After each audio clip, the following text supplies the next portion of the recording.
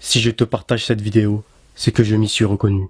Après l'avoir regardée, je ne vois plus les choses comme avant.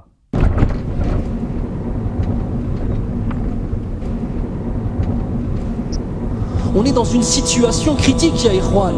On est dans une situation de cancer, de phase finale du cancer de la foi, ya Ikhwan. Sauf qu'on s'en rend même pas compte, c'est ça le plus grave. On est dans une situation urgente. Combien d'entre nous n'arrivent pas à dormir la nuit par rapport à ce qui se passe à nos frères et sœurs?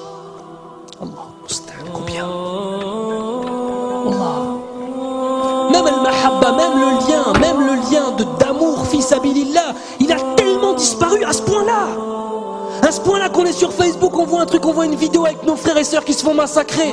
Ah, rahimahumullah. Et 5 minutes après, on est en train de bahak avec quelqu'un au téléphone. Nos cœurs, ils sont morts à ce point-là, subhanallah. Au point que si quelqu'un, on ne le connaît pas, on ne sait pas l'aimer. C'est ça l'amour, fils abilillah. Aimer pour Allah, c'est réussir à aimer quelqu'un que tu n'as jamais vu de ta vie, Yahri. Parce qu'il a une foi qu'il partage avec toi, qui est la chose la plus importante. Est-ce qu'on pense, ne serait-ce que dans nos doigts, à faire des doigts pour nos frères et sœurs à travers le monde? Partout. Est-ce que quand on voit ce qui se passe, nos cœurs ils se retournent? Est-ce qu'on a peur pour nos frères qui se fassent tuer dans la rue? Est-ce qu'on a peur pour eux? Est-ce que quand tu vas rentrer, est-ce que quand je vais rentrer chez moi avec ta femme, elle va voir ton visage, elle va dire qu'est-ce que t'as, ya Habibi? Qu'est-ce qui se passe? Tellement ça va se voir sur nos visages. Quand tout ça, c'est notre relation avec Allah Azza wa Jal qui n'est pas assez forte, ni plus ni moins. Ni plus ni moins que ça. On est loin, ya Ikhwan. On est extrêmement loin. Extrêmement loin. C'est un musulman, même si un bébé, bon, j'ai le pouvoir de dire, ça m'énerve.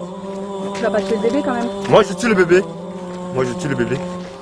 Mais un bébé de 2 ans, par exemple. Moi, je le tue. Mais 1 an, même si avec les femmes avec des grossesses, moi, je le tue. Si le musulman ne parte pas dans le kilomètre 5, nous, les Antilles, nous devons aller pour prendre tout le reste des musulmans là-bas pour manger. Parce que le musulman, c'est bon pour manger. Parce qu'il avait beaucoup de têtes, donc il faut manger comme ça. Bon.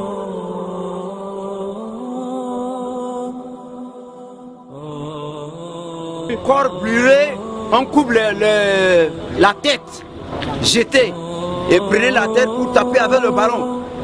Ce n'est pas ça. On coupe notre corps là pour manger. Est-ce que dans nos yeux, est-ce qu'on mange le corps des gens? On ne mange pas. Ce sont les chiens qui mangent n'importe quoi, mais nous les gens comme nous là, comme vous là, on ne peut pas manger notre chair. C'est grave pour nous. C'est comme ça. En tant que moi, là, j'ai tout subi. La guerre, là, on dirait que ça vient rien que sur moi. Ils ont tué ma mère et mon père. Il reste que moi. Je suis seul maintenant. Je ne sais pas là où j'allais. C'est pour cela que je suis resté ici, à la base des réfugiés. Et moi, j'ai parti à l'école. J'ai promené. À mon retour, les anti-Balaka sont attaqués.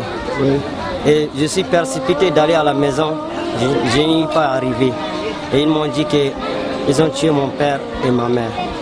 L'histoire d'un homme que j'ai rencontré ce matin au camp réfugié, il est en train de me raconter une histoire réelle qu'il a vécue sur le terrain. L'histoire c'est quoi? On a tué son fils, on l'a obligé de manger la chair de son propre fils. Il l'a mangé par obligation, mais ce dernier, il parlait en pleurant. Il me dit s'il pouvait pleurer avec du sang à lait, il le fera. Vraiment, et il a dit adieu à la viande. Lui, il ne va plus jamais manger de la chair, que ce soit la chair des animaux, comme poissons, etc. Il a juré de ne plus manger la viande parce qu'on l'a obligé de manger la chair de son fils, mes frères. C'est vraiment terrible. Ces gens-là, ce sont ceux qui nous aident ici à vivre. Sans eux, on serait déjà morts. Parce que les vivres ils nous amènent des vivres chaque fois. Nous mangeons grâce à eux une fois par jour. Mais ça ne nous dérange pas. L'essentiel, c'est de vivre. Mais seulement, nous remercions beaucoup l'opinion internationale ainsi que les bienfaiteurs. Nos bienfaiteurs que vous êtes. Alors nous vous encourageons de continuer à agir de la même façon pour ne pas que nous mourions de faim. Parce que nous venons de très loin.